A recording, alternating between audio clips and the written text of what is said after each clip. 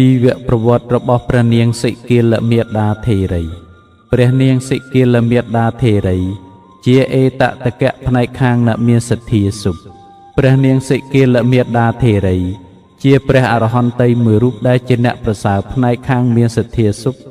ដោយព្រះនាងបានទទួលការតែងតាំងអំពីព្រះដ៏មានព្រះភិក្ខរីឯរឿងជីវប្រវត្តិរបស់ព្រះនាងវិញក៏មានសម្ដែងទុកទាំងអតីតជាតិនិងបច្ចុប្បន្នជាតិផងដែរជីវប្រវត្តិក្នុងអតីតជាតិរបស់ព្រះនាងសិគីលមេដាធេរីមានសម្ដែងប្រកបនៅក្នុងគម្ពីរខុទ្ទកនិកាយអបទាននិងក្នុងអដ្ឋកថាមនោរដ្ឋពរណីដែលជាអដ្ឋកថាអធិប្បាយសេចក្តីបាលីនៅក្នុងគម្ពីរអង្គតរនិកាយឯកនិបាតដូចមានសេចក្តីថាព្រះចិនស្រីព្រះនាមបតមុត្តរៈទ្រង់ដល់នៅត្រើយនៃធម៌ទាំងពួងជានិយុទ្រង់កើតឡើងនៅក្នុងកັບទី1សែនដោយរាប់ថយក្រោយអំពីផុតកັບនេះកាលនោះខ្ញុំកើតនៅក្នុងត្រកូលអាមាត្យដែលរុងរឿងដោយកែវផ្សេងៗដ៏ស្រុកស្ដំទូលំទូលាយមានទ្រព្យច្រើននៅក្នុងនគរហង្សវតីខ្ញុំបានធ្វើដំណើរទៅជាមួយនឹងបិតាមានមហាជនចោមរូងបានស្ដាប់ធម៌របស់ព្រះសាស្តាហើយក៏ចូលទៅកាន់ភ្នោះខ្ញុំបួសរួចហើយបានវាចាកបាបកម្មដោយកាយលះបង់វជ័យទុច្ចរិតហើយជំរះអាជីពខ្ញុំជ្រះថ្លាចំពោះព្រះពុទ្ធព្រះធម៌ព្រះសង្ឃមានសេចក្តីគោរពដ៏ក្លៀវក្លាប្រកបដោយការស្ដាប់នៅព្រះសទ្ធម្មទាំងប្រកបដោយសេចក្តីអាល័យទាំងឃើញនៅព្រះពុទ្ធក្នុងគ្រានោះខ្ញុំបានឮនៅភិក្ខុនីដ៏ប្រសើរលើសជាងភិក្ខុនីដែលមានសទ្ធាសុបសួនខ្ញុំប្រាថ្នានៅតំណែងនោះបានបំពេញនៅត្រៃសិក្ខាលំដាប់នោះព្រះសុគតមានអធិស្ឋ័យប្រព្រឹត្តទៅតាមសេចក្តីករុណាទ្រង់បានត្រាស់នឹងខ្ញុំថាបុគ្គលណាមានសទ្ធាមិនញាប់ញ័រតម្កល់មុំក្នុងតថាគតបុគ្គលណាមានសិលល្អជាទីពេញចិត្តរបស់ព្រះអរិយៈដែលអ្នកប្រសើរហើយបុគ្គលណាមានសេចក្តីជ្រះថ្លាមានការឃើញត្រង់ក្នុងព្រះសង្ឃតថាគតត្រាស់ហៅបុគ្គលនោះថាជាអ្នកមិនទាល់ក្រទាំងជីវិតរបស់បុគ្គលនោះក៏មិនសោះសូន្យហេតុនោះបុគ្គលមានប្រាជ្ញាជាគ្រឿងកម្ចាត់បងកិលេសកាលរលឹកឃើញព្រះពុទ្ធសាសនាក៏បីប្រកបរឿយៗនៅសទ្ធាផងសិលផងសេចក្តីជ្រះថ្លាផងការឃើញធម៌ផងលុះខ្ញុំបានស្ដាប់ពុទ្ធភាសិតនោះហើយក៏រីករាយហើយបានទូសួរនៅសេចក្តីប្រាថ្នារបស់ខ្ញុំវេលានោះព្រះលោកនាយកមិនថោកទាបមានគុណរាប់មិនអស់ទ្រង់ព្យាករថានាងមានលំអជ្រះថ្លាក្នុងព្រះពុទ្ធនិងបានតំណែងនោះដែលនាងប្រាថ្នាល្អហើយក្នុងកັບទី1សែនអំពីកັບនេះព្រះមហាបរោះសម្ភពក្នុងត្រកូលនៃឱកាកៈដែលព្រះធម្មនិមិត្តហើយជាអ្នកទទួលមរតកក្នុងធម៌នៃព្រះសម្មាសម្ពុទ្ធអង្គនោះជាមាតានៃសង្ឃាលមានុបនិងបានជាសាវិការបស់ព្រះបរមសាស្តាអង្គនោះគ្រានោះខ្ញុំបានស្ដាប់ពុទ្ធភាសិតនោះហើយក៏រីករាយមានចិត្តមេត្តាខំបម្រើព្រះលោកនាយកដោយការប្រតិបត្តិដល់រាបដល់អស់ជីវិតខ្ញុំលះបង់រាងកាយជារបស់មនុស្សហើយក៏បានទៅកើតនៅក្នុងឋានតាវតឹងដោយកុសលកម្មរបស់ខ្ញុំធ្វើល្អនោះផងដោយការតម្កល់នៅចេតនានោះផងលុះមកដល់ក្នុងបច្ឆិមភពនេះខ្ញុំបានកើតនៅក្នុងគិរិបច្ចៈបុរីដ៏ឧត្តមក្នុងត្រកូលសិទ្ធិស្ដុកស្ដំទូលំទូលាយពាសពេញដោយកែវដ៏ប្រសើរក្នុងក្រុងរាជក្រឹស្នកាលនាងចម្រើនវ័យធំហើយនាងបានរៀបមង្គលការនឹងបរិសុទ្ធដែលមានជាតិវណ្ណៈស្មើគ្នានាងក៏បានទៅរស់នៅក្នុងត្រកូលរបស់ស្វាមីបន្ទាប់មកនាងមានកូនប្រុសម្នាក់ពពួកញាតិដាក់ឈ្មោះឲ្យកូនប្រុសនោះថាសិគីលកុមារឬសិគីលមិនុបប្រហែលដែលនាងមានកូនប្រុសឈ្មោះសិគីលនាងទើបមានឈ្មោះថាសិគីលមេដាដែលប្រែថាមេដារបស់សិគីលថ្ងៃមួយនាងសិគីលមេដាបានទៅស្ដាប់ប្រធមទេសនារបស់ព្រះមានព្រះភិក្ខក៏មានសទ្ធាគឺការជឿហើយក៏បានចេញបួសនៅក្នុងព្រះពុទ្ធសាសនានេះទៅចាប់តាំងអំពីនាងបួសរួចហើយបានមានសទ្ធិន្ទ្រីមានការជឿជាក់ជាធំមានប្រមាណយ៉ាងក្រៃលែងនាងបានទៅកាន់វត្តដើម្បីស្ដាប់ប្រធមទេសនាដោយបានឈរសម្លឹងមើលព្រះសរីរសម្បត្តិភាពស្អាតនៃព្រះវរកាយឬភាពដល់ព្រមទៅដោយព្រះលក្ខណៈដ៏ប្រសើរនៃព្រះវរកាយរបស់ព្រះទសពលគ្រានោះព្រះមនីទ្រង់ជ្រាបនៅវីរៈចិត្តនៃសិគីលមេដាធេរីជាអ្នកមានចិត្តតាំងមាំក្នុងសទ្ធានៃព្រះលក្ខណៈរបស់តថាគតទើបទ្រង់ធ្វើឲ្យជាទីសប្បាយទ្រង់បានសម្ដែងព្រះធម៌ដើម្បីជាទីតាំងនៃសេចក្តីជ្រះថ្លាលំដាប់នោះ សេគីលមេដាធេរីបានញ៉ាំងសទ្ធាក្នុងប្រវោកាយរបស់ព្រះលោកនាថឲ្យរឹងរឹតតែមាំទៀតរួចក៏បានសម្រេចនៅអរហត្តផលជាព្រះអរហន្តីដែលរាប់ថាជាការបានសម្រេចអរិយធម៌ថ្នាក់ខ្ពង់ខ្ពស់បំផុតនៅក្នុងសាសនាព្រហ្មចរិយធម៌នេះសម័យមួយព្រះសយំភូទ្រង់គង់នៅក្នុងវត្តចេតពុនព្រះអង្គបានទ្រង់ប្រកាសតែងតាំងភិក្ខុនៃទាំងឡាយទុកនៅក្នុងតំណែងជាអេតតកៈផ្សេងពេលនោះដែរព្រះមានបុណ្យទ្រង់បានប្រកាសតែងតាំងព្រះនាងសិគីលមេដាធេរីទុកក្នុងតំណែងជាអេតតកៈដែរដូចមានសម្ដែងនៅក្នុងគម្ពីរអង្គុត្តរនិកាយឯកនិបាតថាអេតតកੰភិក្ខវេមៈសាវិកានាងភិក្ខុនៃនាងសទ្ធាតិមុតតានាងយតិទាំងសិគីលមេដាមនាលភិក្ខុទាំងឡាយសិគីលមេដាភិក្ខុនៃជាអ្នកប្រសើរជាងភិក្ខុនៃទាំងឡាយជាសាវិការបស់តថាគតផ្នែកខាងជាអ្នកមានសទ្ធាសុខមានសេចក្តីដែលពូលតេតងនឹងជីវប្រវត្តិក្នុងបច្ចុប្បន្នជាតិរបស់ព្រះនាងសិគីលមេដាធេរីដែលមានសម្ដែងប្រកបនៅក្នុងគម្ពីរខុទ្ទកនិកាយអបទានជាសេចក្តីដែលព្រះធេរីពូលដល់ប្រវត្តិរបស់ខ្លួនឯងក្រោយពីព្រះធេរីបានសម្រេចជាព្រះអរហន្តីហើយថាដល់មកក្នុងបច្ឆិមភពខ្ញុំបានកើតនៅក្នុងគិរិបច្ចៈបុរីដ៏ឧត្តមក្នុងត្រកូលសិទ្ធិស្រុកស្ដំទលំទលាយពាសពេញទៅដោយកែវដ៏ប្រសើរកូនប្រុសរបស់ខ្ញុំឈ្មោះសេគៀលជាអ្នកត្រេកអរក្នុងផ្លូវខុសស្ទុះទៅកាន់ទីញោមញីគឺទិដ្ឋិមានចិត្តជាប់ជំពាក់ក្នុងការបូជាទិសតែងនមស្ការទិសផ្សេងចំពោះរឿងសិគីលមាននុបដែលបានធ្វើការនមស្ការចំពោះទិសនោះមានសម្ដែងប្រកបនៅក្នុងអត្ថកថាសុមង្គលវិឡាសិនីដែលជាអត្ថកថាអធិប្បាយសេចក្តីព្រះបាលីក្នុងសិគីលសូត្រនៅក្នុងគម្ពីរទីខនិកាយនៃបាឌិកវគ្គដូចមានសេចក្តីថាបិតារបស់សិគីលមាននុបជាកហបតីមានទ្រព្យកប់ទុក40កោដនិងជាឧបាសកបានសម្រេចជាព្រះសោតាបាននៅក្នុងព្រះពុទ្ធសាសនានេះដែរចំណែកឯភរិយារបស់លោកគឺសិគីលមេដាក៏បានសម្រេចជាព្រះសោតាបានដូចគ្នាប៉ុន្តែសិគីលមាននុបជាអ្នកមិនមានសទ្ធាជ្រះថ្លានៅក្នុងព្រះពុទ្ធសាសនានេះឡើយមេដាបិតាបាននិយាយព្រានប្រដៅសិគីលមាននុបជារឿយៗថាកូនចូលកូនទៅរកព្រះសារីបុត្រព្រះមោគលានព្រះមហាកសបៈនិងព្រះអសីតិមហាសាវកអង្គដតីផងចុះគ្រានោះសេគីលមាននុបតបថាខ្ញុំមិនត្រូវការទៅជួបពួកសមណៈរបស់មេដាបិតាទេព្រោះថាពេលដែលខ្ញុំទៅជួបសមណៈទាំងនោះត្រូវថ្វាយបង្គំកាលបើអូនខ្លួនចុះក្រាបថ្វាយបង្គំក៏ឈឺខ្នងលុតជង្គង់ចុះក៏ឈឺជង្គង់ថែមទាំងត្រូវអង្គុយផ្ទាល់នឹងផែនដីពេលដែលអង្គុយផ្ទាល់នឹងផែនដីសម្ពុតក៏ប្រឡាក់លុះពេលដែលសន្តានាប្រស្រ័យជាមួយនឹងលោករហូតដល់មានការស្និទ្ធស្នាលហើយក៏ត្រូវថ្វាយជីវរអាហារបិណ្ឌបាតជាដើមដល់លោកទៀតផងដូច្នោះរមែងធ្វើឲ្យខ្លួនខូចនៅប្រយោជន៍ខ្ញុំទើបមិនចង់ទៅជួបពួកសមណៈទាំងឡាយរបស់មេដាបិតាទោះបីថាមេដាបិតារបស់គេណែនាំព្រានបដៅរហូតដល់អស់ជីវិតក៏នៅតែមិនបានធ្វើឲ្យសិគីលមាននុបចូលទៅរាប់អានព្រះសាសនាបានឡើយក្នុងពេលដែលបិតាគេជិតនឹងស្លាប់ទើបបិតាគេគិតថាយើងគួរឲ្យអវាទគឺពាក្យណែនាំឲ្យដល់បុត្ររបស់យើងលុះគិតឃើញដូច្នោះហើយទើបឲ្យអវាទដល់កូនថាកូនត្រូវភ្ញាក់ឡើងអំពីព្រឹកថ្វាយបង្គំទិសទាំងឡាយបិតារបស់គេពូលបានត្រឹមតែប៉ុណ្ណេះដោយមិនបានពូលអ្វីតទៅទៀតឡើយក៏ធ្វើមរណកាលទៅហេតុដែលបិតារបស់សិគីលមាននុបបានពូលព្រានបដៅដូច្នេះដោយសង្ឃឹមថា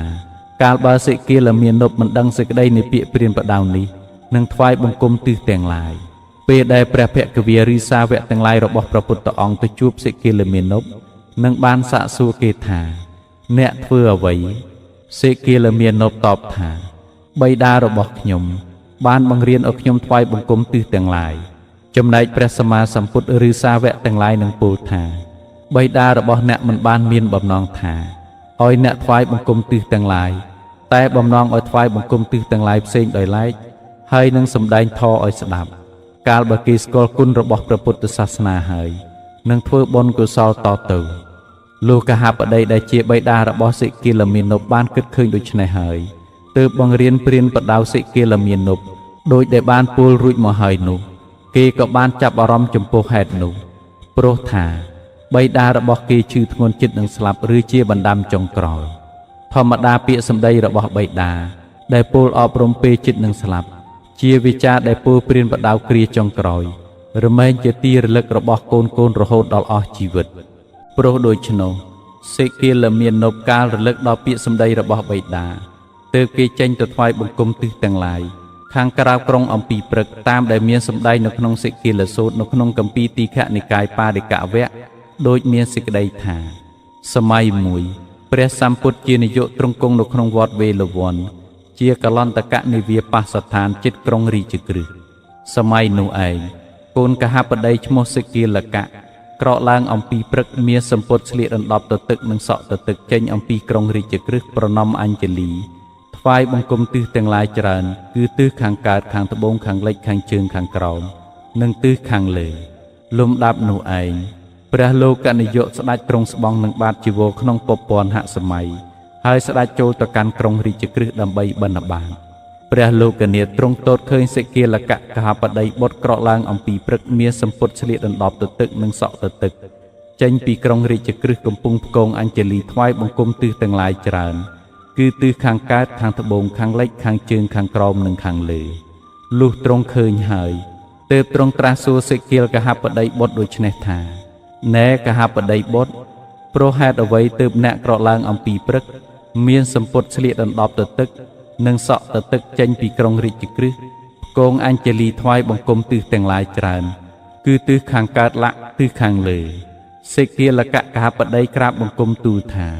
បបិទ្ធព្រះអង្គដ៏ចម្រើនកាលបិតារបស់ខ្ញុំចិត្តនឹងធ្វើមរណភាពបានផ្ដាំនឹងខ្ញុំព្រះអង្គយ៉ាងនេះថាហើយបាអ្នកត្រូវតែថ្វាយបង្គំទិសទាំងឡាយបបិទ្ធព្រះអង្គខ្ញុំព្រះអង្គនោះធ្វើសក្ការៈគោរពរាប់អានបូជានៅពាក្យរបស់បិតាបានជាក្រក់ឡើងអំពីព្រឹកមានសម្ពុតស្លៀកដណ្ដប់ទៅទឹកនិងសក់ទៅទឹកចេញពីក្រុងរាជក្រឹស្នផ្គងអញ្ជលីថ្វាយបង្គំទិសទាំងឡាយច្រើនគឺទិសខាងកើតលាក់និងទិសខាងលើព្រះលោកនាយកទ្រង់ត្រាស់ថាណែកហបតីបុត្រក្នុងវិន័យព្រះអរិយៈគេមិនត្រូវថ្វាយបង្គំទិសទាំង6យ៉ាងដូច្នោះទេ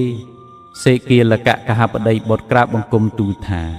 បបិទ្ធព្រះអង្គដ៏ចម្រើនបើនៅក្នុងវិន័យព្រះអរិយៈគេគប្បីថ្វាយបង្គំចំពោះទិសទាំង6យ៉ាងណាសូមព្រះសម្ពុទ្ធទ្រង់សម្ដែងធម៌ដល់ខ្ញុំព្រះអង្គដូច្នោះចុះគ្រានោះព្រះសយំភូទ្រង់ត្រាស់ថាណែកហបតីបុត្របើដូច្នោះអ្នកចូលស្ដាប់ចុះចូលកំណត់ទុកក្នុងចិត្តឲ្យប្រពៃចុះតថាគតនឹងសម្ដែងប្រាប់សេគៀលកៈកហបតីបុត្រក៏ទទួលស្ដាប់ព្រះពុទ្ធដីកាព្រះសម្ពុទ្ធថាបបិទ្ធព្រះអង្គដ៏ចម្រើនយ៉ាងនឹងហើយព្រះលោកនាយកទ្រង់ត្រាស់ដូច្នេះថាមនាលកហបតីបុត្រអរិយសាវៈលះបង់នៅកម្មកិលេសអំពើដែលសៅម៉ង4ប្រការផងមិនធ្វើនៅបាបកម្មផងព្រោះហេតុ4យ៉ាងផងមិនសែបនៅអបាយមុខគឺប្រធាននៃសេចក្តីវិនិច្ឆ័យនៃភោគៈ6យ៉ាងផងអរិយសាវៈនោះលោកវាចាបាបធរទាំង14យ៉ាងនេះឈ្មោះថាជាអ្នកបិទបាំងទិសទាំង6ប្រតិបត្តិដើម្បីជំនះក្នុងលោកទាំងពីរគឺលោកនេះក៏អរិយសាវៈនោះបានប្ររពគឺថាបានពេញចិត្តហើយលោកខាងមុខក៏ពេញចិត្តទៀតលុះព្រះអរិយសាវៈនោះទំលីរាងកាយទៅរមែងទៅកើតនៅក្នុងមនុស្សសុគតិសួគ៌ទេវលោកកម្មកិលេស4ប្រការដែលព្រះអរិយសាវៈនោះលះបង់ហើយដូចម្ដេចណែកហបតីបុត្រការធ្វើសត្វមានជីវិតឲ្យធ្លាក់ចុះគន្លងជាកម្មកិលេសមួយការប្រកាន់យកទ្រព្យដែលម្ចាស់គេមិនបានឲ្យជាកម្មកិលេសមួយការប្រព្រឹត្តខុសក្នុងកាមទាំងឡាយជាកម្មកិលេសមួយការនិយាយពាក្យកុហកជាកម្មកិលេសមួយកម្មកិលេស4ប្រការនេះដែលអរិយសាវៈនោះបានលះបង់ហើយណែកហបតីបុត្រអរិយសាវៈជាអ្នកបិទបាំងទិសទាំង6ដូចម្ដេចអ្នកក៏បីជ្រាបទិសទាំង6ទាំងនេះគឺ 1. ទិសខាងកើតបានដល់មេដាបិតា 2. ទិសខាងត្បូងបានដល់គ្រូអាចារ្យ 3. ទិសខាងលិចបានដល់បុត្រភរិយា 4. ទិសខាងជើងបានដល់មិត្តសម្លាញ់ 5. ទិសខាងក្រោមបានដល់ទាសកម្មករ 6. ទិសខាងលើបានដល់សមណៈព្រាហ្មណ៍ណែកហបតីបុត្រមេដាបិតាជាទិសខាងកើតកូនត្រូវទំនុកបំរុងដោយស្ថានទាំងឡាយ5យ៉ាងគឺកូនត្រូវតាំងចិត្តថាអាត្មាអញមេដាបិតាបានចិញ្ចឹមរក្សាមកហើយនឹងចិញ្ចឹមមេដាបិតាវិញមួយនឹងជួយធ្វើការងាររបស់មេដាបិតាមួយទាំងតម្កល់វង្សត្រកូលមួយប្រព្រឹត្តឲ្យជាអ្នកសមគួរទទួលមរតកបានមួយទៀត ឧទ្ទិសតេខេណាទានឲ្យដល់មេដាបេដាដែលធ្វើកាលកិរិយាទៅកាន់បរលោកហើយមួយណែកហបតីបុត្រមេដាបេដាជាទីខាងកើត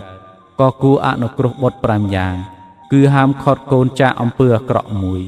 ឲ្យកូននង្គល់នៅក្នុងតែអំពើល្អមួយឲ្យកូនរៀនសូត្រសិលសាស្ត្រមួយដណ្ដឹងភរិយាស្វាមីសមគួរឲ្យមួយចែកទ្រព្យឲ្យកូនក្នុងសម័យគួរមួយណែកហបតីបុត្រអាចារ្យជាទិសខាងត្បូងសិស្សត្រូវប្រតិបត្តិដោយស្ថាន5យ៉ាងគឺដោយប្រការក្រោកឡើងទទួលមួយដោយប្រការគល់បំរើមួយដោយការជឿស្ដាប់ឱវាទមួយដោយការបំរើតូចមានហុចទឹកលុបមុខនិងឈើស្ទុនជាដើមមួយដោយការរៀនសិលសាស្ត្រដោយគោរពមួយណែកហបតីបុត្រអាចារ្យជាទិសខាងត្បូងដែលសិស្សប្រតិបត្តិដោយស្ថាន5យ៉ាងនេះឯងណែកហបតីបុត្រអាចារ្យជាទិសខាងត្បូងដែលសិស្សប្រតិបត្តិដោយស្ថាន5យ៉ាងនេះឯងហើយរមែងអនុគ្រោះសិស្សដោយស្ថាន5យ៉ាងវិញគឺដឹកនាំឲ្យល្អមួយឲ្យរៀនល្អមួយព្រៀនបដៅសិស្សឲ្យចេះត្រឹមត្រូវក្នុងសិលសាស្ត្រសពគ្រប់មួយតែងលើកដំកើងក្នុងទីប្រជុំមិត្តអាមាត្យមួយធ្វើសេចក្តីការពារក្នុងទិសទាំងឡាយមួយណែកហបតីបុត្រភរិយាជាទិសខាងលិចស្វាមីត្រូវទំនុកបំរុងដោយស្ថានទាំងឡាយ5យ៉ាងគឺដោយការរាប់អានជាភរិយាពេញទី1ដោយមិនមើលងាយមួយដោយមិនប្រព្រឹត្តក្បត់ចិត្តមួយដោយប្រគល់ឲ្យជាធំជាមេផ្ទះមួយដោយការឲ្យគ្រឿងតែងខ្លួនមួយណែកហបតីបុត្រភរិយាជាទិសខាងលិចដែលស្វាមីទំនុកបំរុងដោយស្ថានទាំងឡាយ5យ៉ាងនេះឯងហើយរមែងអនុគ្រោះស្វាមីដោយស្ថានទាំងឡាយ5យ៉ាងវិញគឺចាត់ចែងការងារដោយល្អមួយសង្គ្រោះជនជាញាតិទាំងពីរខាងដោយល្អមួយមិនប្រព្រឹត្តក្បត់ចិត្តមួយថែទាំទ្រព្យសម្បត្តិដែលស្វាមីរកបានមួយឆ្លៀសវៃមិនខ្ជិលច្រអូសក្នុងកិច្ចការងារសពគ្រប់មួយណែកហបតីមិត្តអាមាត្យដូចជាទិសខាងជើងកុលបុត្រត្រូវប្រតិបត្តិដោយស្ថានទាំងឡាយ5យ៉ាងគឺដោយការឲ្យរបស់មួយដោយការនិយាយតែពាក្យគប់ចិត្តមួយដោយការប្រព្រឹត្តឲ្យជាប្រយោជន៍មួយដោយការប្រព្រឹត្តខ្លួនស្មើមួយដោយការមិនកុហកបោកបញ្ឆោតមួយណែកហបតីបុត្រមិត្តអាមាត្យជាទិសខាងជើងដែលកុលបុត្រប្រតិបត្តិដោយស្ថាន5យ៉ាងនេះឯងហើយរមែងអនុគ្រោះមិត្តដោយស្ថាន5យ៉ាងវិញគឺរក្សាមិត្តដែលធ្វេសប្រហែសមួយជួយថែទាំទ្រព្យសម្បត្តិរបស់មិត្តដែលធ្វេសប្រហែសមួយជាទីពឹងរបស់មិត្តដែលមានភ័យមួយមិនបោះបង់គ្នាក្នុងគ្រាវិបត្តិមួយរាប់អានរហូតដល់ផៅពងរបស់មិត្តមួយណែកហបតីបុត្រទាស័កនិងកម្មករជាទីខាងក្រោមច្បាយនាយត្រូវទំនុកបំរុងដោយស្ថាន5យ៉ាងគឺ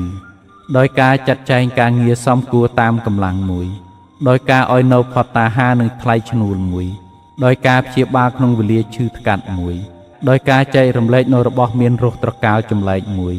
ដោយការឲ្យឈប់នៅក្នុងសម័យគូមួយណែកហបតីបុត្រទាស័កនិងកម្មករជាទីខាងក្រោម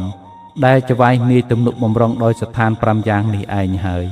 រមែងប្រតិបត្តិច្បាយដោយស្ថាន5យ៉ាងវិញ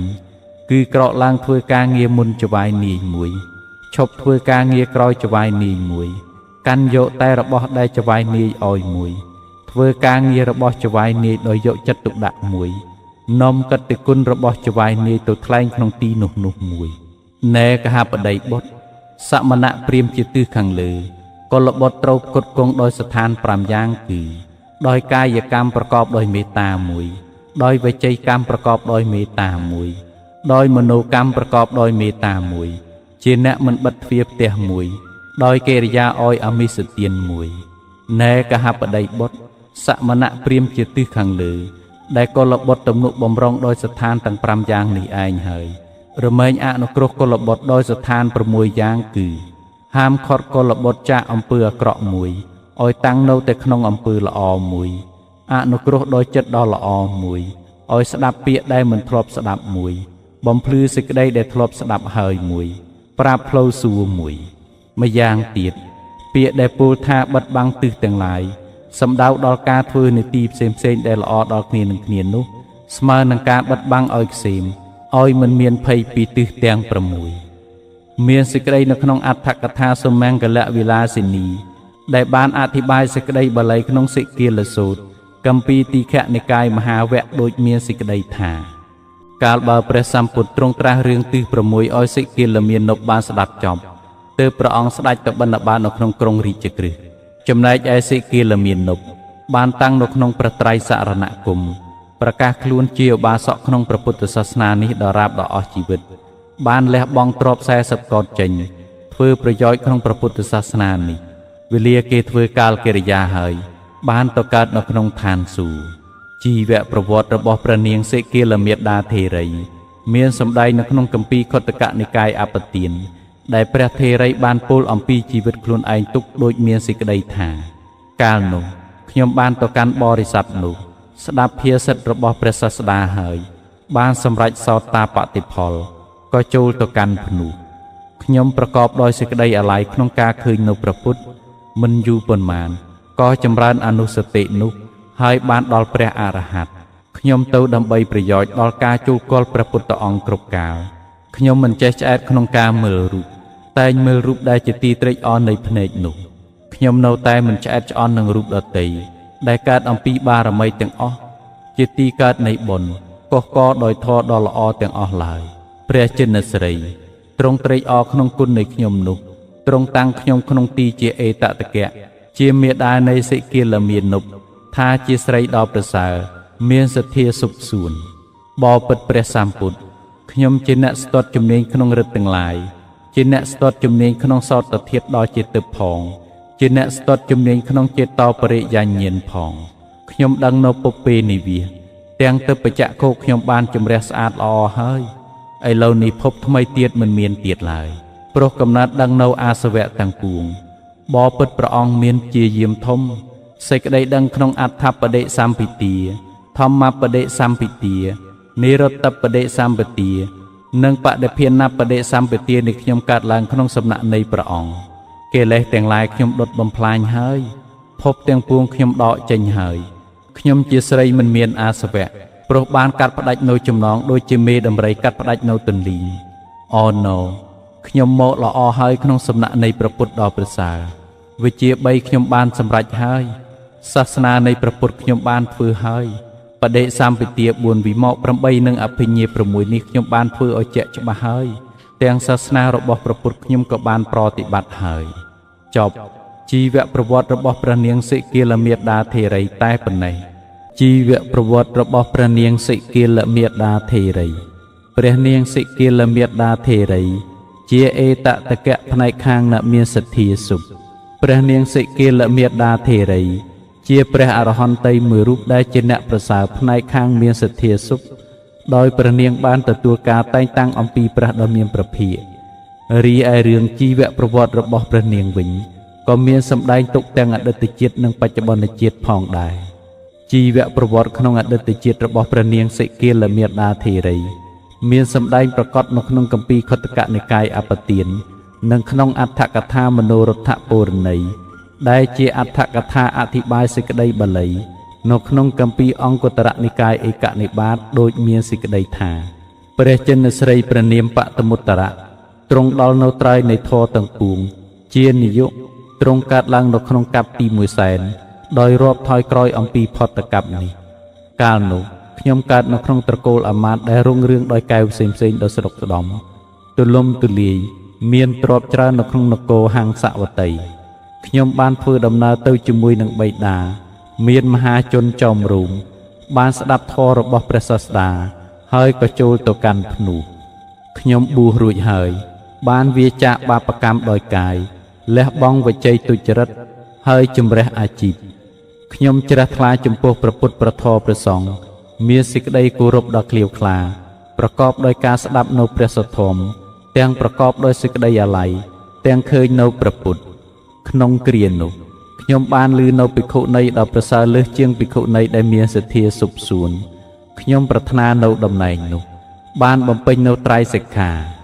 លំដាប់នោះព្រះសុគតមានអធ្យាស្រ័យប្រព្រឹត្តទៅតាមសេចក្តីករុណាទ្រង់បានត្រាស់នឹងខ្ញុំថាបុគ្គលណាមានសទ្ធាមិនញាប់ញ័រ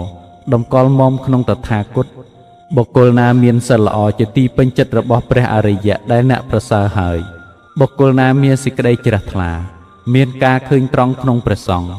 តថាគតត្រាស់ហៅបុគ្គលនោះថាជាអ្នកមិនទាល់ក្រទាំងជីវិតរបស់បុគ្គលនោះក៏មិនសោះសូន្យហេតុនោះបុគ្គលមានប្រាជ្ញាជាគ្រឿងកម្ចាត់បងកិលេស កាលរលឹកឃើញព្រះពុទ្ធសាសនាក៏បីប្រកបរឿយៗនៅសទ្ធាផងសិលផងសេចក្តីជ្រះថ្លាផងការឃើញធម៌ផងលុះខ្ញុំបានស្ដាប់ពុទ្ធភាសិតនោះហើយក៏រីករាយហើយបានទូសួរនៅសេចក្តីប្រាថ្នារបស់ខ្ញុំវេលានោះព្រះលោកនាយកមន្តោទាបមានគុណរាប់មិនអស់ទ្រង់ព្យាករថានាងមានលំអជ្រះថ្លាក្នុងព្រះពុទ្ធនិងបានតំណែងនោះដែលនាងប្រាថ្នាល្អហើយក្នុងកັບទី100,000អំពីកັບនេះព្រះមហាបរោះសម្ភពក្នុងត្រកូលនៃឱកាកៈដែលព្រះធម្មនិមិត្តហើយជាអ្នកទទួលមរតកក្នុងធម៌នៃព្រះសម្មាសម្ពុទ្ធអង្គនោះជាមេដានៃសង្គាលមានុបនិងបានជាសាវិការបស់ព្រះបរមសាស្តាអង្គនោះគ្រានោះខ្ញុំបានស្ដាប់ពុទ្ធភាសិតនោះហើយក៏រីករាយមានចិត្តមេត្តាខំបម្រើព្រះលោកនាយកដោយការប្រតិបត្តិដល់រាប់ដល់អស់ជីវិតខ្ញុំលះបង់រាងកាយជារបស់មនុស្សហើយក៏បានទៅកើតនៅក្នុងឋានតាវតឹងដោយកុសលកម្មរបស់ខ្ញុំធ្វើល្អនោះផងដោយការតម្កល់នៅចេតនានោះផងលុះមកដល់ក្នុងបច្ឆិមភពនេះខ្ញុំបានកើតនៅក្នុងគិរិបច្ចៈបុរីដ៏ឧត្តមក្នុងត្រកូលសេដ្ឋីស្ដុកស្ដំទូលំទូលាយពាសពេញដោយកែវដ៏ប្រសើរក្នុងក្រុងរាជក្រឹសកាលនាងចម្រើនវ័យធំហើយនាងបានរៀបមង្គលការនឹងបរិសដែលមានជាតិវណ្ណៈស្មើគ្នានាងក៏បានទៅរស់នៅក្នុងត្រកូលរបស់ស្វាមីបន្ទាប់មកនាងមានកូនប្រុសម្នាក់ពពួកញាតិដាក់ឈ្មោះឲ្យកូនប្រុសនោះថាសិគាលៈកុមារឬសិគាលៈមិនុបប្រហែលដែលនាងមានកូនប្រុសឈ្មោះសិគាលនាងទើបមានឈ្មោះថាសិគាលៈមេដាដែលប្រែថាមេដារបស់សិគាលថ្ងៃមួយនាងសិគាលមេដាបានទៅស្ដាប់ប្រធមទេសនារបស់ព្រះមានព្រះភិក្ខក៏មានសទ្ធាគឺការជឿហើយក៏បានចេញបួសនៅក្នុងព្រះពុទ្ធសាសនានេះទៅចាប់តាំងអំពីនាងបួសរួចហើយបានមានសទ្ធិន្ទ្រីមានការជឿជាក់ជាធំមានប្រមាណយ៉ាងក្រៃលែងនាងបានទៅកាន់វត្តដើម្បីស្ដាប់ប្រធមទេសនាដោយបានឈរសម្លឹងមើលព្រះសរីរសម្បត្តិភាពស្អាតនៃព្រះវរកាយឬភាពដល់ព្រមទៅដោយព្រះលក្ខណៈដ៏ប្រសើរនៃព្រះវរកាយរបស់ព្រះទសពលគ្រានោះព្រះមនីទ្រង់ជ្រាបនៅវីរៈចិត្តនៃសិគាលមេដាធេរីជាអ្នកមានចិត្តតាំងមាំក្នុងសទ្ធានៃព្រះលក្ខណៈរបស់តថាគតទើបទ្រង់ធ្វើឲ្យជាទីសប្បាយទ្រង់បានសម្ដែងប្រធមដើម្បីជាទីតាំងនៃសេចក្តីជ្រះថ្លាលំដាប់នោះសិគាលមេដាធេរីបានញ៉ាំងសទ្ធាក្នុងព្រះវរកាយរបស់ព្រះលោកនាថឲ្យរឹងរឹតតែមាំទៀតរួចក៏បានសម្រេចនៅអរហត្តផលជាព្រះអរហន្តីដែលរាប់ថាជាការបានសម្រេចអរិយធម៌ថ្នាក់ខ្ពង់ខ្ពស់បំផុតនៅក្នុងសាសនាព្រហ្មចរិយធម៌នេះសម័យមួយព្រះសយំភូទ្រង់គង់នៅក្នុងវត្តចេតពុនព្រះអង្គបានទ្រង់ប្រកាសតែងតាំងភិក្ខុនៃទាំងឡាយទុកនៅក្នុងតំណែងជាអេតតកៈផ្សេងៗពេលនោះដែរព្រះមានបុណ្យទ្រង់បានប្រកាសតែងតាំងព្រះនាងសិគាលមេដាធេរី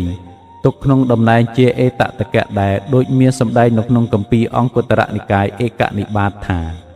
អេតតកੰភិក្ខវេមមសាវិកានាងភិក្ខុនៃនាងសទ្ធាតិមត្តានាងយតិទាំងសិគាលមេដាមនាលភិក្ខុទាំងឡាយសិគាលមេដាភិក្ខុនៃជាអ្នកប្រសើរជាងភិក្ខុនៃទាំងឡាយជាសាវិការបស់តថាគតផ្នែកខាងជាអ្នកមានសទ្ធាសុខមានសេចក្តីដែលពោលតាក់ទងនឹងជីវប្រវត្តិក្នុងបច្ចុប្បន្នជាតិរបស់ព្រះនាងសិគាលមេដាធេរីដែលមានសម្ដែងប្រកបនៅក្នុងគម្ពីរខុទ្ទកនិកាយអបទានជាសេចក្តីដែលព្រះធេរីពោលដល់ប្រវត្តិរបស់ខ្លួនឯងក្រោយពីព្រះធេរីបានសម្រេចជាព្រះអរហន្តីហើយថាដល់មកក្នុងបច្ឆិមភពខ្ញុំបានកើតនៅក្នុងគិរិបច្ចៈបុរីដ៏ឧត្តមក្នុងត្រកូលសេដ្ឋីស្រុកស្ដំទូលំទូលាយពាសពេញទៅដោយកែវដ៏ប្រសើរកូនប្រុសរបស់ខ្ញុំឈ្មោះសិគាលជាអ្នកត្រេកអរក្នុងផ្លូវខុសស្ទុះទៅកាន់ទីញោមញីគឺទិដ្ឋិមានចិត្តជាប់ជំពាក់ក្នុងការបូជាទិសតែងនមស្ការទិសផ្សេងៗចំពោះរឿងសិគាលមានុបដែលបានធ្វើការនមស្ការចំពោះទិសនោះមានសម្ដែងប្រកបនៅក្នុងអដ្ឋកថាសុមង្គលវិលាសិនីដែលជាអដ្ឋកថាអធិប្បាយសេចក្តីព្រះបាលីក្នុងសិគាលសូត្រនៅក្នុងគម្ពីរទីខនិកាយនៃបាតិកវៈដូចមានសេចក្តីថាបិតារបស់សិគាលមានុបជាកហបតីមានទ្រព្យកប់ទុក40កោដនិងជាឧបាសកបានសម្រេចជាព្រះសោតាបណ្ឌនៅក្នុងព្រះពុទ្ធសាសនានេះដែរចំណែកឯភរិយារបស់លោកគឺសិគាលមេដាក៏បានសម្រេចជាព្រះសោតាបណ្ឌដូចគ្នាប៉ុន្តែសិគាលមានុបជាអ្នកមិនមានសទ្ធាជ្រះថ្លានៅក្នុងព្រះពុទ្ធសាសនានេះឡើយ មេដាបិតាបាននិយាយព្រានបដៅសិគិលមានុបជារឿយថាកូនចូលកូនទៅរកព្រះសារីបុត្រព្រះមោគលានព្រះមហាកសបៈនិងព្រះអសីតិមហាសាវកអង្គដតីផងចុះគ្រានោះសិគិលមានុបតបថាខ្ញុំមិនត្រូវការទៅជួបពួកសមណៈរបស់មេដាបិតាទេព្រោះថាពេលដែលខ្ញុំទៅជួបសមណៈទាំងនោះត្រូវថ្វាយបង្គំកាលបើអូនខ្លួនចុះក្រាបថ្វាយបង្គំក៏ឈឺខ្នងលុតជង្គង់ចុះក៏ឈឺជង្គង់ថែមទាំងត្រូវអង្គុយផ្ទាល់នឹងផែនដីពេលដែលអង្គុយផ្ទាល់នឹងផែនដីសម្ពុតក៏ប្រឡាក់លុះពេលដែលសន្តានាប្រស្រ័យជាមួយនឹងលោករហូតដល់មានការស្និទ្ធស្នាលហើយក៏ត្រូវថ្វាយជីវរអាហារបិណ្ឌបាតជាដើមដល់លោកទៀតផងដូច្នោះរមែងធ្វើឲ្យខ្លួនខូចនៅប្រយោជន៍ខ្ញុំទើបមិនចង់ទៅជួបពួកសមណៈទាំងឡាយរបស់មេដាបិតាទោះបីថាមេដាបិតារបស់គេណែនាំព្រានបដៅរហូតដល់អស់ជីវិតក៏នៅតែមិនបានធ្វើឲ្យសិគិលមានុបចូលទៅរាប់អានព្រះសាសនាបានឡើយក្នុងពេលដែលបិតាគេជិតនឹងស្លាប់ទើបបិតាគេគិតថាយើងគួរឲ្យអវាទគឺពាក្យណែនាំឲ្យដល់បុត្ររបស់យើងលុះគិតឃើញដូច្នោះហើយទើបឲ្យអវាទដល់កូនថាកូនត្រូវភ្ញាក់ឡើងអំពីព្រឹកថ្វាយបង្គំទិសទាំងឡាយបិតារបស់គេពូលបានត្រឹមតែប៉ុណ្ណេះដោយមិនបានពូលអ្វីតទៅទៀតឡើយក៏ធ្វើមរណកាលទៅហេតុដែលបិតារបស់សិគិលមានុបបានពូលព្រានបដៅដូច្នេះដោយសង្ឃឹមថាកាលបើសិគិលមានុបមិនដឹងសេចក្តីនៃពាក្យព្រានបដៅនេះនឹងថ្វាយបង្គំទិសទាំងឡាយពេលដែលព្រះភគវារីសាវកទាំងឡាយរបស់ព្រះពុទ្ធអង្គទៅជួបសិគិលមានុបនឹងបានសាកសួរគេថាអ្នកធ្វើអ្វីសិគិលមានុបតបថាបិតារបស់ខ្ញុំបានបង្រៀនឲ្យខ្ញុំថ្វាយបង្គំទិសទាំងឡាយចំណែកព្រះសម្មាសម្ពុទ្ធឬសាវកទាំងឡាយនឹងពោលថាបិតារបស់អ្នកមិនបានមានបំណងថាឲ្យអ្នកថ្វាយបង្គំទិសទាំងឡាយតែបំណងឲ្យថ្វាយបង្គំទិសទាំងឡាយផ្សេងដោយឡែកហើយនឹងសម្ដែងធម៌ឲ្យស្ដាប់កាលបើគេស្គាល់គុណរបស់ព្រះពុទ្ធសាសនាហើយនឹងធ្វើបុណ្យកុសលតទៅ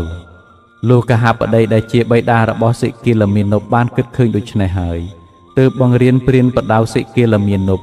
ដោយដែលបានពូលរួចមកហើយនោះគេក៏បានចាប់អារម្មណ៍ចំពោះហេតុនោះព្រោះថាបិតារបស់គេឈឺធ្ងន់ចិត្តនឹងស្លាប់ឬជាបណ្ដាំចុងក្រោយ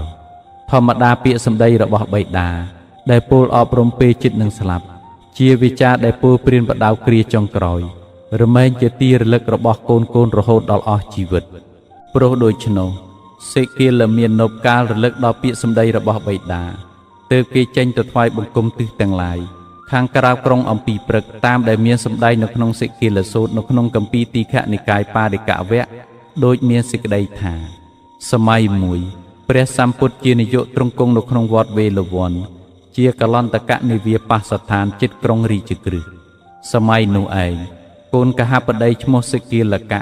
ក្រកឡើងអំពីព្រឹកមានសម្ពុតស្លៀកដណ្ដប់ទៅទឹកនិងសក់ទៅទឹកចេញអំពីក្រុងរាជក្រឹសប្រណម្យអញ្ជលីថ្វាយបង្គំទិសទាំងឡាយច្រើនគឺទិសខាងកើតខាងត្បូងខាងលិចខាងជើងខាងក្រោមនិងទិសខាងលើលំដាប់នោះឯងព្រះលោកនាយកស្ដេចទ្រង់ស្បង់នឹងបាតជីវរក្នុងពពន់ហសម័យហើយស្ដេចចូលទៅកាន់ក្រុងរាជក្រឹសដើម្បីបិណ្ឌបាតព្រះលោកនាទ្រង់ទតឃើញសិគិលកៈកហបតីបុត្រក្រកឡើងអំពីព្រឹកមានសម្ពុតស្លៀកដណ្ដប់ទៅទឹកនិងសក់ទៅទឹកចេញពីក្រុងរាជក្រឹសកំពុងផ្គងអញ្ជលីថ្វាយបង្គំទិសទាំងឡាយច្រើនគឺទិសខាងកើតខាងត្បូងខាងលិចខាងជើងខាងក្រោមនិងខាងលើលុះទ្រង់ឃើញហើយទើបទ្រង់ត្រាស់សួរសិគិលកហបតីបុត្រដូច្នេះថាណែកហបតីបុត្រព្រោះហេតុអ្វីទើបអ្នកក្រកឡើងអំពីព្រឹកមានសម្ពុតស្លៀកដណ្ដប់ទៅទឹកនិងសក់ទៅទឹកចេញពីក្រុងរាជក្រឹសផ្គងអញ្ជលីថ្វាយបង្គំទិសទាំងឡាយច្រើន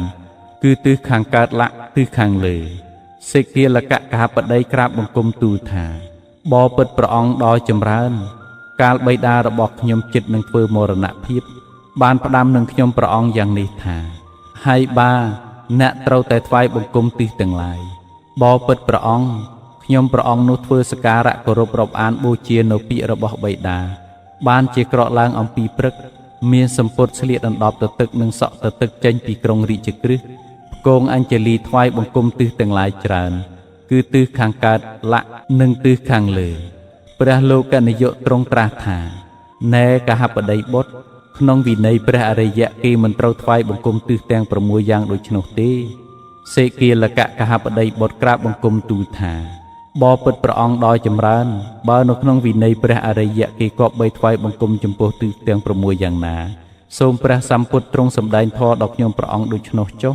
គ្រានោះព្រះសយំភូទ្រង់ត្រាស់ថាណែកហបតីបុត្របើដូច្នោះអ្នកចូលស្ដាប់ចុះចូលកំណត់ទុកក្នុងចិត្តឲ្យប្រពៃចុះតថាគតនឹងសម្ដែងប្រាប់សេគីលកៈកហបតីបុត្រក៏ទទួលស្ដាប់ព្រះពុទ្ធដីកាព្រះសម្ពុទ្ធថាបបិទ្ធព្រះអង្គដ៏ចម្រើនយ៉ាងនឹងហើយព្រះលោកនិយមទ្រង់ត្រាស់ដូច្នេះថាមនាលកហបតីបុត្រអរិយសាវកលះបង់នៅកម្មកិលេសអំពើដែលសៅមង4ប្រការផងមិនធ្វើនៅបាបកម្មផងព្រោះហេតុ4យ៉ាងផងមិនសែបនៅអបាយមុខគឺប្រធាននៃសេចក្តីវិនិច្ឆ័យនៃភោគៈ6យ៉ាងផងអរិយសាវកនោះលោកវាចាកបាបធម៌ទាំង14យ៉ាងនេះឈ្មោះថាជាអ្នកបិទបាំងទិសទាំង6ប្រតិបត្តិដើម្បីជំនះក្នុងលោកទាំងពីរគឺលោកនេះក៏អរិយសាវកនោះបានប្ររពគឺថាបានពេញចិត្តហើយលោកខាងមុខក៏ពេញចិត្តទៀតលុះព្រះអរិយសាវកនោះទំលារាងកាយទៅរមែងទៅកើតនៅក្នុងមនុស្សសុគតិសួគ៌ទេវលោកកម្មកិលេស4ប្រការដែលព្រះអរិយសាវកនោះលះបង់ហើយដូចម្ដេចណែកហបតីបុត្រការធ្វើសត្វមានជីវិតឲ្យធ្លាក់ចុះគន្លងជាកម្មកិលេសមួយការប្រកាន់យកទ្រព្យដែលម្ចាស់គេមិនបានឲ្យជាកម្មកិលេសមួយការប្រព្រឹត្តខុសក្នុងកាមទាំងឡាយជាកម្មកិលេសមួយការនិយាយពាក្យកុហកជាកម្មកិលេសមួយកម្មកិលេស4ប្រការនេះដែលអរិយសាវកនោះបានលះបង់ហើយណែកហបតីបុត្រអរិយសាវកជាអ្នកបិទបាំងទិសទាំង6ដូចម្ដេចអ្នកក៏បីជ្រាបទិសទាំង6ទាំងនេះគឺ 1. ទិសខាងកើតបានដល់មេដាបិតា 2. ទិសខាងត្បូងបានដល់គ្រូអាចារ្យ 3. ទិសខាងលិចបានដល់បុត្រភរិយា 4. ទិសខាងជើងបានដល់មិត្តសម្លាញ់ 5. ទិសខាងក្រោមបានដល់ទាសកម្មករ 6. ទិសខាងលើបានដល់សមណៈព្រាហ្មណ៍ណែកហបតីបុត្រមេដាបិតាជាទិសខាងកើតកូនត្រូវទំនុកបំរុងដោយស្ថានទាំងឡាយ5យ៉ាងគឺកូនត្រូវតាំងចិត្តថាអាត្មាអញមេដាបិតាបានចិញ្ចឹមរសាមកហើយនឹងចិញ្ចឹមមេដាបិតាវិញមួយនឹងជួយធ្វើការងាររបស់មេដាបិតាមួយទាំងតម្កល់វង្សត្រកូលមួយប្រព្រឹត្តឲ្យជាអ្នកសមគួរទទួលមរតកបានមួយទៀតឧទ្ទិសតេខេណាទានឲ្យដល់មេដាបិតាដែលធ្វើកាលកិរិយាទៅកាន់បរលោកហើយមួយណែកហបតីបុត្រមេដាបិតាជាទិសខាងកើតក៏គួរអនុគ្រោះបុត្រ5យ៉ាងគឺហាមខត់កូនចាស់អំពើអាក្រក់មួយឲ្យកូនតម្កល់នៅក្នុងតែអំពើល្អមួយឲ្យកូនរៀនសូត្រសិលសាស្ត្រមួយដណ្ដឹងភរិយាស្វាមីសមគួរឲ្យមួយចែកទ្រព្យឲ្យកូនក្នុងសម័យគួរមួយណែកហបតីបុត្រអាចារ្យជាទិសខាងត្បូងសិស្សត្រូវប្រតិបត្តិដោយស្ថាន5យ៉ាងគឺដោយប្រការក្រោកឡើងទទួលមួយដោយប្រការគល់បំរើមួយដោយការជឿស្ដាប់ឱវាទមួយដោយការបម្រើតូចមានហុចទឹកលុបមុខនិងឈើស្ទន់ជាដើមមួយដោយការរៀនសិលសាស្ត្រដោយគោរពមួយណែកហបតីបុត្រអាចារ្យជាទិសខាងត្បូងដែលសិស្សប្រតិបត្តិដោយស្ថាន5យ៉ាងនេះឯងណែកហបតីបុត្រអាចារ្យជាទិសខាងត្បូងដែលសិស្សប្រតិបត្តិដោយស្ថាន5យ៉ាងនេះឯងហើយរមែងអនុគ្រោះសិស្សដោយស្ថាន5យ៉ាងវិញគឺដឹកនាំឲ្យល្អមួយឲ្យរៀនល្អមួយព្រៀនបដៅសិស្សឲ្យចេះត្រឹមត្រូវក្នុងសិលសាស្ត្រសពគ្រប់មួយតែងលើកដំកើងក្នុងទីប្រជុំមិត្តអាមាត្យមួយធ្វើសេចក្តីការពារក្នុងទិសទាំងឡាយមួយណែកហបតីបុត្រភរិយាជាទិសខាងលិចស្វាមីត្រូវទំនុកបំរុងដោយស្ថានទាំងឡាយ5យ៉ាងគឺដោយការរាប់អានជាភរិយាពេញទី1ដោយមិនមើលងាយមួយដោយមិនប្រព្រឹត្តក្បត់ចិត្តមួយដោយប្រគល់ឲ្យជាធំជាមេផ្ទះមួយដោយការឲ្យគ្រឿងតែងខ្លួនមួយណែកហបតីបុត្រភរិយាជាទិសខាងលិចដែលស្វាមីទំនុកបំរុងដោយស្ថានទាំងឡាយ5យ៉ាងនេះឯងហើយរមែងអនុគ្រោះស្វាមីដោយស្ថានទាំងឡាយ5យ៉ាងវិញគឺចាត់ចែងការងារដោយល្អមួយសង្គ្រោះជនជាញាតិទាំងពីរខាងដោយល្អមួយមិនប្រព្រឹត្តក្បត់ចិត្តមួយថែទាំទ្រព្យសម្បត្តិដែលស្វាមីរកបានមួយឆ្លៀសវៃមិនខ្ជិលច្រអូសក្នុងកិច្ចការងារសពគ្រប់មួយណែកហបតីមិត្តអាមាត្យដូចជាទិសខាងជើងក៏ល្បត់ត្រូវប្រតិបត្តិដោយស្ថានទាំងឡាយ5យ៉ាងគឺដោយការឲ្យរបស់មួយដោយការនិយាយតែពាក្យគប់ចិត្តមួយដោយការប្រព្រឹត្តឲ្យជាប្រយោជន៍មួយ ដោយការប្រព្រឹត្តខ្លួនស្មើមួយដោយការមិនកុហកបោកបញ្ឆោតមួយណែកហបតីបុត្រមិត្តអាមាត្យជាទិសខាងជើងដែលកុលបុត្រប្រតិបត្តិដោយស្ថាន5យ៉ាងនេះឯងហើយរមែងអនុគ្រោះមិត្តដោយស្ថាន5យ៉ាងវិញគឺរក្សាមិត្តដែលធ្វេសប្រហែសមួយជួយថែទាំទ្រព្យសម្បត្តិរបស់មិត្តដែលធ្វេសប្រហែសមួយជាទីពឹងរបស់មិត្តដែលមានភ័យមួយមិនបោះបង់គ្នាក្នុងគ្រាវិបត្តិមួយរាប់អានរហូតដល់ផៅពងរបស់មិត្តមួយណែកហបតីបុត្រទាស័កនិងកម្មករជាទីខាងក្រោមច្បាយនាយត្រូវទំនុកបំរុងដោយស្ថាន5យ៉ាងគឺដោយការចាត់ចែងការងារសមគួរតាមកម្លាំងមួយដោយការឲ្យនៅផតតាហារនិងថ្លៃឈ្នួលមួយដោយការព្យាបាលក្នុងវេលាឈឺថ្កាត់មួយដោយការចែករំលែកនៅរបស់មានរស់ត្រកាលចម្លែកមួយដោយការឲ្យឈប់នៅក្នុងសម័យគូមួយណែកហបតីបុត្រទាស័កនិងកម្មករជាទីខាងក្រោមដែលច្បាយនាយទំនុកបំរុងដោយស្ថាន5យ៉ាងនេះឯងហើយរមែងប្រតិបត្តិច្បាយដោយស្ថាន5យ៉ាងវិញគឺក្រកឡើងធ្វើការងារមុនច្បាយនាយមួយឈប់ធ្វើការងារក្រោយច្បាយនាយមួយកាន់យកតែរបស់ដែលច្បាយនាយឲ្យមួយធ្វើការងាររបស់ច្បាយនាយដោយយកចិត្តទុកដាក់មួយនាំកិត្តិគុណរបស់ច្បាយនាយទៅថ្លែងក្នុងទីនោះមួយណែកហបតីបុត្រសមណៈព្រាហ្មណ៍ជាទិសខាងលើកុលបុត្រត្រូវផ្គត់ផ្គង់ដោយស្ថាន5យ៉ាងគឺដោយកាយកម្មប្រកបដោយមេត្តាមួយដោយវចីកម្មប្រកបដោយមេត្តាមួយដោយមនោកម្មប្រកបដោយមេត្តាមួយជាអ្នកមិនបិទទ្វារផ្ទះមួយដោយកិរិយាឲ្យអមិសទានមួយណែកហបតីបុត្រសមណៈព្រាហ្មណ៍ជាទិសខាងលើដែលកុលបុត្រទំនុកបំរុងដោយស្ថានទាំង5យ៉ាងនេះឯងហើយរមែងអនុគ្រោះកុលបុត្រដោយស្ថាន6យ៉ាងគឺហាមខត់កុលបុត្រចាកអំពើអាក្រក់មួយឲ្យតាំងនៅតែក្នុងអំពើល្អមួយអនុគ្រោះដោយចិត្តដ៏ល្អមួយឲ្យស្ដាប់ពាក្យដែលមិនធ្លាប់ស្ដាប់មួយ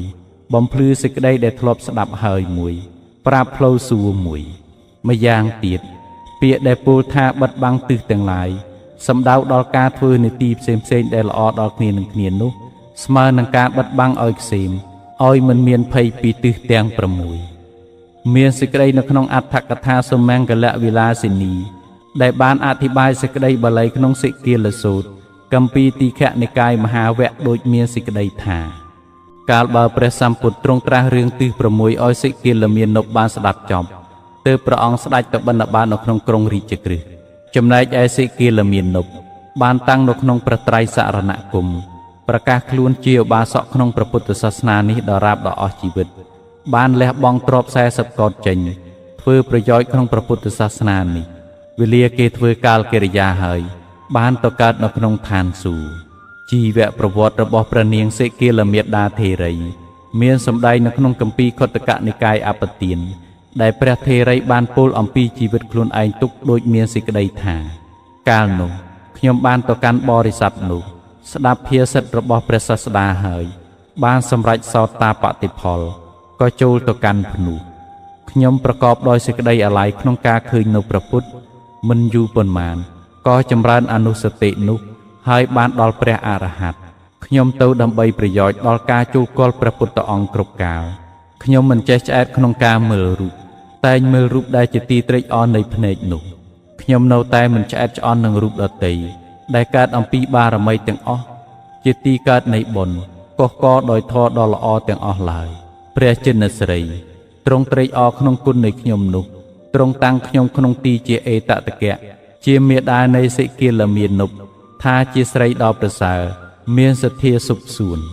បបិទ្ធព្រះសម្ពុទ្ធខ្ញុំជាអ្នកស្ទាត់ជំនាញក្នុងរិទ្ធទាំងឡាយជាអ្នកស្ទាត់ជំនាញក្នុងសោតធាតុដ៏ជាទឹកផងជាអ្នកស្ទាត់ជំនាញក្នុងចេតោបរិយាញាណផងខ្ញុំដឹងនៅពុពេនិវាសទាំងទឹកបច្ចៈគោខ្ញុំបានជំរះស្អាតល្អហើយឥឡូវនេះភពថ្មីទៀតមិនមានទៀតឡើយព្រោះកំណត់ដឹងនៅអាសវៈទាំងពួងបបិទ្ធព្រះអង្គមានជាយាមធំសេចក្តីដឹងក្នុងអដ្ឋបដិសម្ពិទាធម្មបដិសម្ពិទានិរតបដិសម្ពិទានិងបដិភានបដិសម្ពិទានេះខ្ញុំកើតឡើងក្នុងសំណាក់នៃព្រះអង្គកិលេសទាំងឡាយខ្ញុំដុតបំផ្លាញហើយភពទាំងពួងខ្ញុំដកចេញហើយខ្ញុំជាស្រីមិនមានអាសវៈព្រោះបានកាត់ផ្ដាច់នៅចំណងដូចជាមេដំរីកាត់ផ្ដាច់នៅទន្លី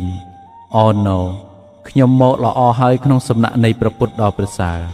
វិជ្ជា3ខ្ញុំបានសម្រេចហើយ សាសនានៃព្រះពុទ្ធខ្ញុំបានធ្វើហើយបដិសម្បទា4វិមោក8និងអភិញ្ញា6នេះខ្ញុំបានធ្វើឲ្យជាក់ច្បាស់ហើយទាំងសាសនារបស់ព្រះពុទ្ធខ្ញុំក៏បានប្រតិបត្តិហើយចប់ជីវប្រវត្តិរបស់ព្រះនាងសិគីលមាតាធេរីតែប៉ុណ្ណេះ